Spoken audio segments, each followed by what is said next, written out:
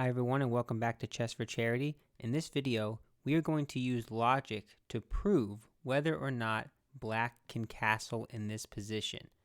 That's the question. Can black castle?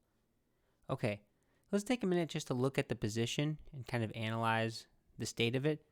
So you see that white is missing two knights, two rooks, and this pawn just moved. And on the black side, all the pawns are on dark squares. And here it is. And knights are gone, this bishop's gone, queen's gone. Okay, so let's work backwards. So it's black to move in this position, and the question is whether or not they can castle. Cool. So let's work backwards and find out what is white's last move. Okay, well, it might be semi-obvious to you that the last move for white was to push this pawn, right? Any other move doesn't make sense because the bishops can't move, right? There's no legal square for the bishop. Same for the king, same for the queen, same for this bishop. And the knights, you might wonder, well, maybe they just moved. But if they just moved, remember, it's black to move. So that means that they would have to be captured. So it doesn't make any sense, right? So it has to be this pawn. Okay, now is where the fun begins. What was black's last move?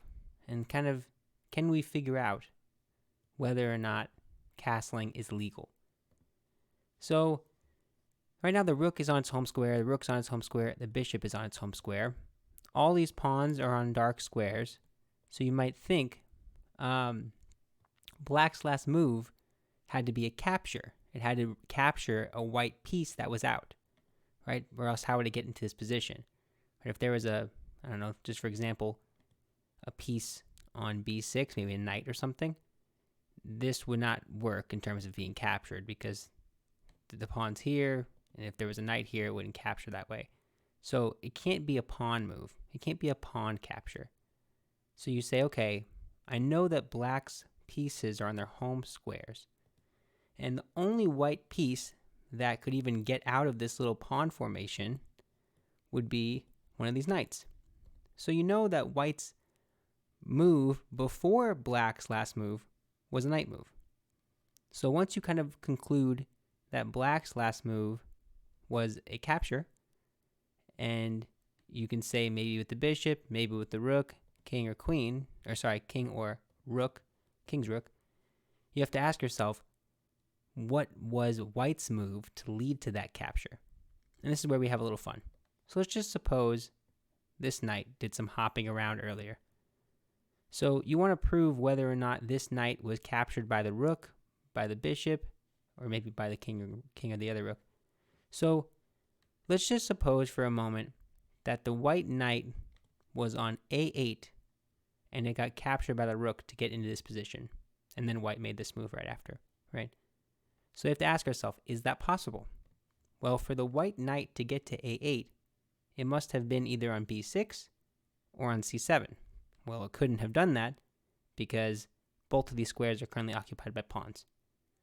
Okay, so you know that this rook did not capture white's knight because that's the only piece that could move out, right? The rooks can't move out.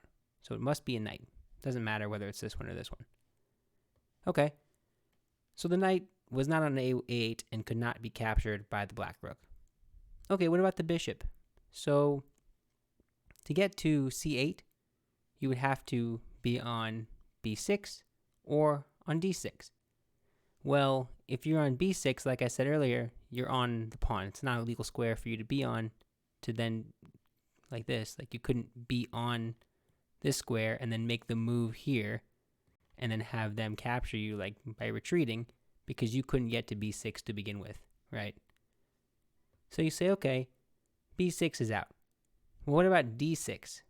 Well, if you're on d6, you're giving check to the king, and that doesn't work, right? You can't, black's not gonna, you have to capture, and black would have to recapture, so that doesn't make any sense, right? Okay, so that means that the knight must have been captured by either the king or the rook, right? So maybe the king jumped, maybe the knight jumped here, not there, sorry. Maybe the king was here and the knight jumped here and they retreated, right? Like something like that. It doesn't matter. Well, the point is that the king or the rook was the last piece to move to get to this position where white made the last move of a3.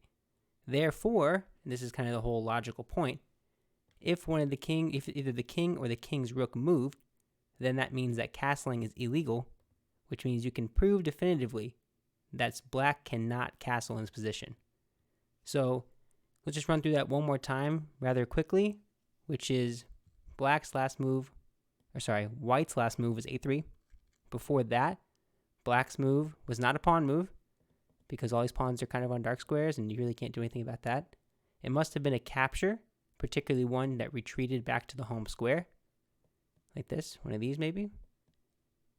And the only conclusion is that the knight couldn't have gone to this rook square because of these pawns, couldn't go to this bishop square because of this pawn or d6 where it would have given a check. Therefore, it must have gotten captured by either the black king or the black king's rook. In either case, it would be illegal to castle. So that's it. So much fun. Logical deduction through chess puzzles. I love it. That's it for this video. If you enjoy the content, be sure to like on YouTube and consider subscribing. That's it. Thanks so much. Bye.